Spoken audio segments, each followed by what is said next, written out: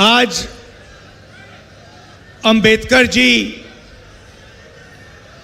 को हम याद करते हैं। अभी हमने अंबेडकर जी पर फूल चढ़ाए, उनकी फोटो पर फूल चढ़ाए। अंबेडकर जी ने, गांधी जी ने, नेहरू जी ने देश को संविधान दिया था और आज नफरत भरी विचारधारा बीजेपी की, आरएसएस की नफरत फैलाने वाली विचारधारा संविधान को खत्म करने की कोशिश कर रही है, संविधान को मिटाने की कोशिश कर रही है। सीधा सामने आकर संविधान पर आक्रमण नहीं कर सकते हैं, मगर जहां भी इनको मौका मिलता है ये संविधान पर आक्रमण करते हैं। संस्थाओं में अपने लोगों को बैठाते हैं, वोट चोरी करते हैं, लोकतंत्र को खत्म करने की कोशिश करते हैं। कन्याकुमारी से कश्मीर तक हम चले भारत जोड़ो यात्रा में, और हमारी लड़ाई देश में आरएसएस, बीजेपी की नफरत भरी विचारधारा के खिलाफ है। 4000 किलोमीटर हम चले और हमने एक ही नारा दिया, नफरत के बाजार में मोहब्बत की दुकान खोलनी है। ये देश नफरत का देश नहीं है, ये देश मोहब्बत का देश है। और इसीलिए हम 4000 किलोमीटर चले और ये मैसेज देश को दिया कि नफरत से, हिंसा से, बंटवारे से कुछ नहीं होने वाला है। मोहब्बत से, एकता से देश आगे बढ़ेगा। इस बात से आप सहमत हैं? सहमत हैं? आपने देखा, आजकल आपने नरेंद्र मोदी का चेहरा देखा है? देखा है? हवा निकल गई है। आप देखो, बंगाल में घूम रहे हैं, उनका चेहरा देखो ठीक से। वो मेरी आंख में आंख नहीं मिला सकते हैं।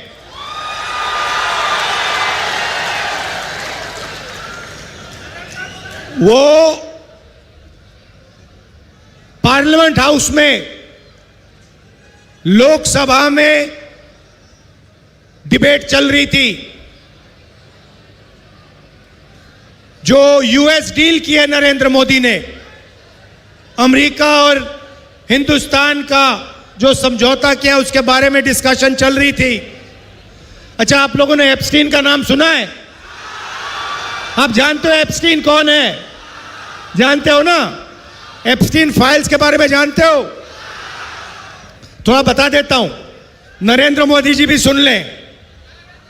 एप्स्टीन फाइल्स अमेरिका में 35 लाख फाइलें बंद पड़ी हैं। उसमें हिंदुस्तान के मंत्रियों का नाम,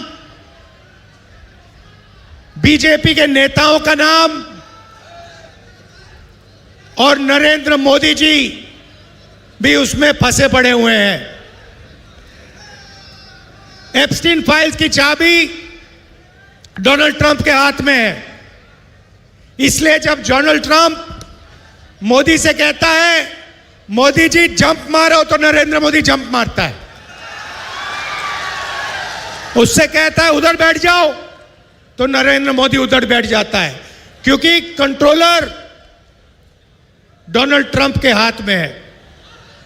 भाइयों और बहनों, बीजेपी ने और नरेंद्र मोदी ने एक नया राजनीतिक सिस्टम निकाला था। आइडिया क्या था कि पूरा का पूरा फाइनेंस, पार्टी का जो पैसा है, पूरा का पूरा एक जगह रख दो। कौन सी जगह? अदानी। तो उन्होंने क्या किया? उन्होंने, नरेंद्र मोदी ने बीजेपी को अदानी कंपनी से जोड़ दिया। अदानी के लिए बीजेपी काम करवाती है और अदानी पैसा, सपोर्ट, मीडिया, फाइनेंस सारा का सारा बीजेपी को देती है। यह इनका सिस्टम है। तो सचमुच में यह अदानी कंपनी नहीं है, इसका नाम मोदानी कंपनी होना चाहिए। यह आधी अदानी की है और आधी ये मोदी की है। अब हुआ क्या? इन्होंने पूरा का पूरा फाइनेंस इस कंपनी में डाल दिया और डोनाल्ड ट्रंप और अमेरिका ने कंपनी को पकड़ लिया। अदानी पर अमेरिका में केस लगा दिया। आप पता नहीं जानते हो, नहीं जानते हो, अदानी के पास बहुत पैसा हो, अदानी बहुत अमीर हो, मगर अदानी हिंदुस्तान से आज बाहर नहीं जा सकता है। क्योंकि अगर अदानी बाहर जाएगा तो अमेरिका उसको पकड़ के अमेरिका ले जाएगा और फिर मोदी का जो गुब्बारा बनाया गया है उसमें जो 10-15 साल से गैस भरी जा रही है, हवा भरी जा रही है, वो गुब्बारा फटाक से फटेगा। तो यह मैं आपको क्यों बता रहा हूं? क्योंकि नरेंद्र मोदी का पूरा कंट्रोल डोनाल्ड ट्रंप के हाथ में है। अब पार्लियामेंट की बात, लोकसभा में डिबेट चल रही, मेरा भाषण शुरू होता है, नरेंद्र मोदी देश से कहता है मेरी 56 इंच की छाती है। सुना आपने? 56 इंच की छाती है। डिबेट शुरू होती है, मैं डिबेट शुरू करता हूं और मैंने वहां पे काम शुरू कर दिया। जो मैं अभी आपसे बोल रहा हूं वो मैंने शुरू कर दिया। एप्स्टीन, अदानी, और मेरे पास थोड़ा ज्यादा इंफॉर्मेशन है जो मैंने आपको अभी बताया नहीं। मोदी जी की हवा निकल गई। अमित शाह से कहते हैं इसको चुप करवाओ, इसको चुप करवाओ। वो पूरे इशारे चल रहे हैं, मैं रुका नहीं। एक बार रोका, नहीं रुका, दूसरी बार रोका, नहीं रुका, तीसरी बार रोका, नहीं रुका, और फिर नरेंद्र मोदी जी उठे, टीवी पे आप देखो, उठे और पार्लियामेंट, लोकसभा से बाहर निकल के भाग गए। 56 इंच की छाती होगी मगर आंख में आंख नहीं मिला सकता, दम नहीं है आदमी में। और हिंदुस्तान को भयंकर धोखा दिया नरेंद्र मोदी ने। अमेरिका के साथ जो इन्होंने समझौता किया है उसका नुकसान बीजेपी को नहीं होगा, उसका नुकसान आपको होगा, देश की जनता को होगा, बंगाल को होगा, किसानों को होगा, मजदूरों को होगा, छोटे व्यापारियों को होगा। देश को बेच दिया है। मैं फिर से बोलता हूं, नरेंद्र मोदी को अमेरिका ने कंट्रोल किया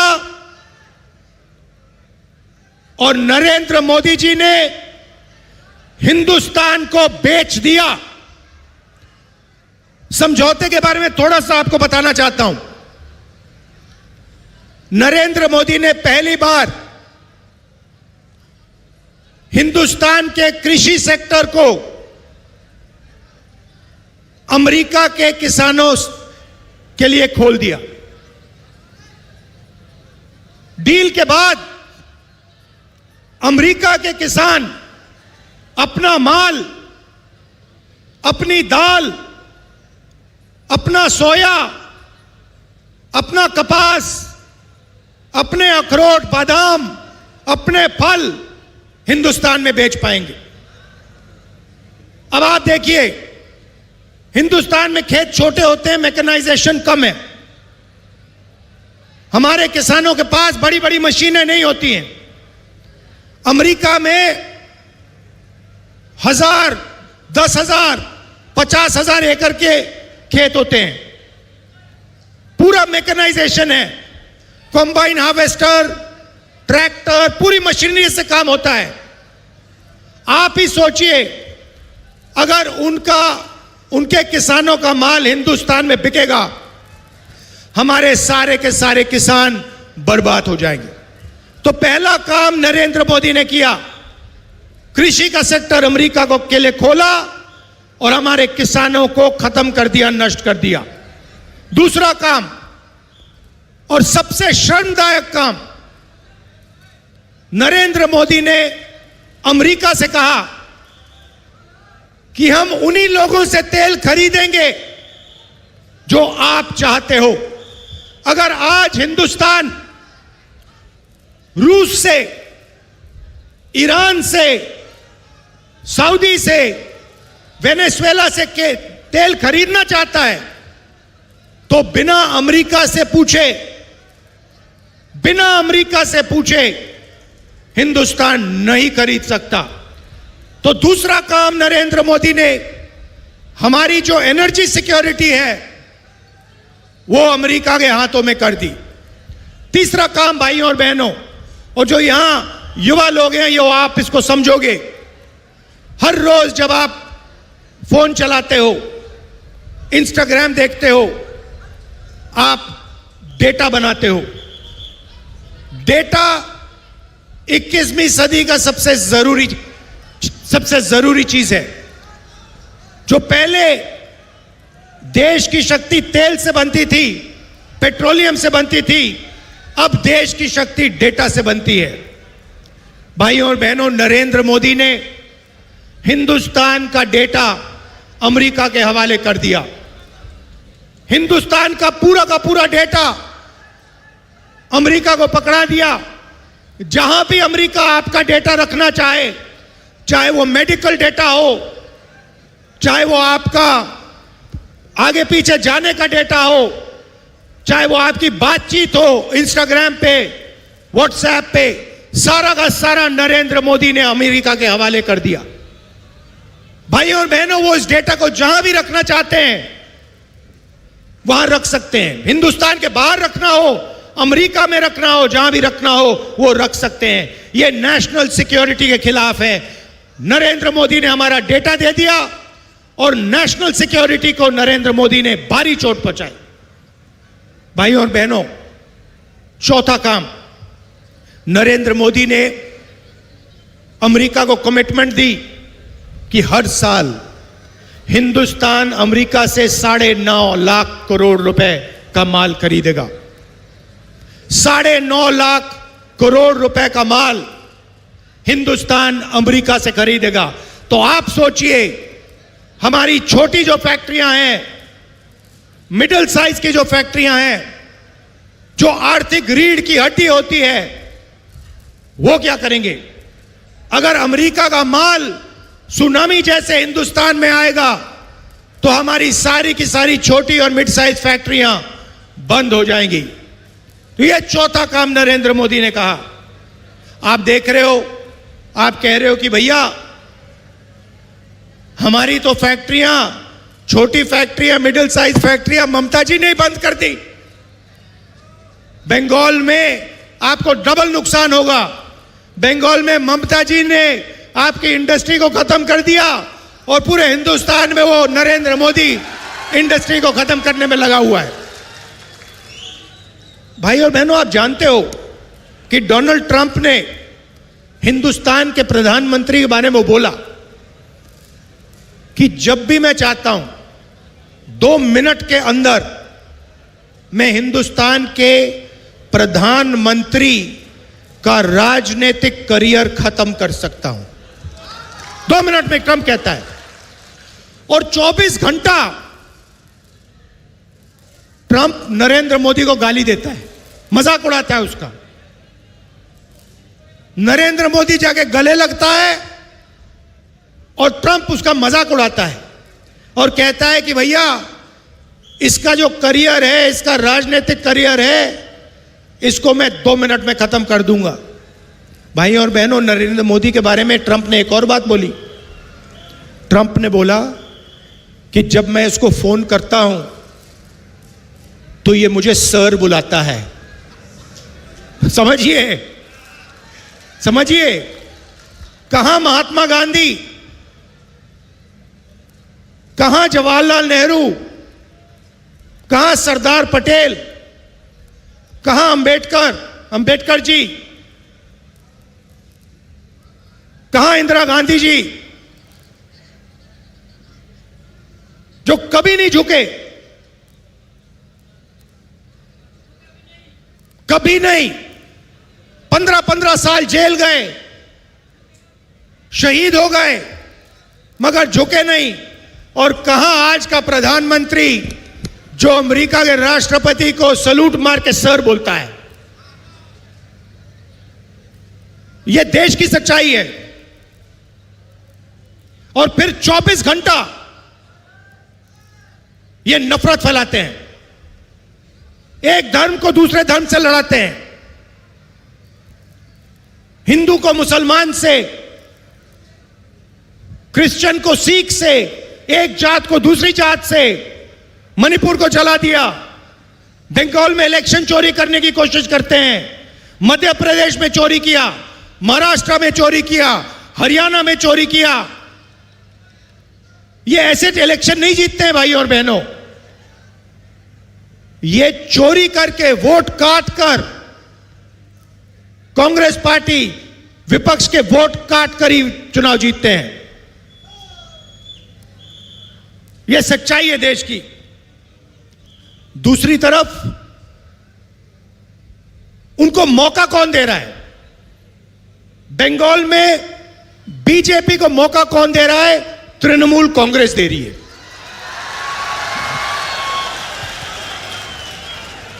बीजेपी बंगाल को पैसा नहीं देती है। 2 लाख करोड़ रुपए बीजेपी ने बंगाल को नहीं दिए। मनरेगा का पैसा काट दिया। बंगाल के लिए यूनियन बजट में कोई प्रोजेक्ट नहीं दिए। और फिर एसआईआर के माध्यम से लोकतंत्र पर आक्रमण कर रहे हैं। मगर तृणमूल कांग्रेस भी अपने काम में लगी हुई है। वो भी बंगाल के लिए काम नहीं कर रही है। अगर नरेंद्र मोदी जी भ्रष्ट हैं, मैंने अदानी जी की बात की, तो तृणमूल कांग्रेस भी भ्रष्टाचार की रेस में कम नहीं है। भाइयों और बहनों, Sharada chit fund scam, 17 lakh investors का पैसा, 1900 करोड़ रुपए उनको वापस नहीं दिया। Rose Valley chit fund scam, 31 lakh investors का पैसा लिया, 6,600 करोड़ रुपए अभी तक वापस नहीं दिए। Coal smuggling scam, illegal mining, transport, गुंडा टैक्स कलेक्शन होता है यहां पे ट्रांसपोर्टर्स और परचेजर्स से, और यहां पे बंगाल की जनता का फायदा नहीं होता है। यहां पे सिर्फ तृणमूल कांग्रेस का जो सिंडिकेट है उसको ये 24 घंटा पैसा देते रहते हैं, हिंसा फैलाते हैं, मारपीट करते हैं और झूठे वायदे। तृणमूल कांग्रेस ने 2021 में बंगाल से वायदा किया था, मुझे याद है, 5 लाख लोगों को रोजगार देंगे, ये उनका वायदा था। कितने लोगों को रोजगार दिया? कितनी कंपनियां बंद हुई? कितने मैन्युफैक्चरिंग यूनिट बंद हुए? और अभी 84 लाख युवाओं ने अनएम्प्लॉयमेंट अलाउंस के लिए अप्लाई किया है। ममता जी कहती हैं 5 लाख युवाओं को मैं रोजगार दूंगी, और 84 लाख युवाओं ने अनएम्प्लॉयमेंट अलाउंस मांगा है। मजाक हो रहा है बंगाल के साथ। बंगाल पहले इंडस्ट्रियल हब हुआ करता था, इंडस्ट्रियल सेंटर होता था। कम्युनिस्ट ने और उसके बाद ममता जी ने बंगाल की पूरी इंडस्ट्री को खत्म कर दिया, नष्ट कर दिया। और अगर हम हिंसा की बात करें, महिलाओं की बात करें, तो RG Kar rape and murder case की भी बात करनी होगी। भाइयों और बहनों, बंगाल में कोई अकाउंटेबिलिटी नहीं है। जो भी टीएमसी के लोग करना चाहते हैं, टीएमसी के गुंडे करना चाहते हैं, वो कर सकते हैं। कांग्रेस के नेताओं को मारते हैं, हिंसा करते हैं। तपन कुंडू यहां हमारा आईएनसी का लीडर था, उसका मर्डर कर दिया। और दोनों बीजेपी और टीएमसी हिंसा का प्रयोग करते हैं। कांग्रेस पार्टी हिंसा के खिलाफ है। हम नफरत नहीं फैलाते हैं। हम एक धर्म को दूसरे धर्म से, जात को दूसरी जात से, एक भाषा को दूसरी भाषा से कभी नहीं लड़ाते हैं। हम जोड़ने का काम करते हैं, क्योंकि हम जानते हैं सत्य और अहिंसा से के रास्ते से ही देश आगे बढ़ेगा। भाइयों और बहनों, चुनाव में हमने बंगाल को मैनिफेस्टो में वायदे किए। सबसे पहला वायदा 10 लाख रुपए हेल्थ इंश्योरेंस हर परिवार को, फ्री कैंसर और डायलिसिस ट्रीटमेंट डिस्ट्रिक्ट हॉस्पिटल में।